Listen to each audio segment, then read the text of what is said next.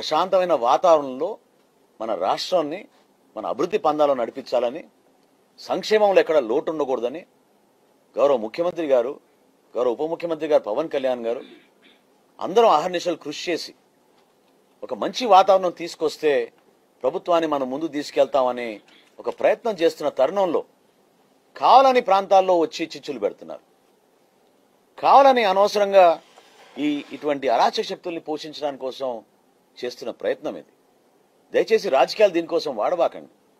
జగన్మోహన్ రెడ్డి గారు కూడా ఆత్మ పరిశీలన చేసుకోవాలి. ఒక కుటుంబాన్ని పరామర్శించడం తప్పు లేదు, నో ఇష్యూ ఎట్ ఆల్. కానీ ఒక పార్టీకి అధినేతగా దీని వెనక ఉన్న నేపథ్యం, బ్యాక్గ్రౌండ్ తెలుసుకోకుండా మీరు తీసుకున్న నిర్ణయాన్ని గురించి మీరు ఆలోచించాల్సిన అవసరం ఖచ్చితంగా ఉంది. ఒక ప్రశాంతమైన వాతావరణం లాంటి తెనాల్లో గత 5 సంవత్సరాల్లో వాళ్ళు కొత్తగా తీసుకొచ్చిన సంస్కృతి ఏంటి? ఏ విధంగా నడిపించారు?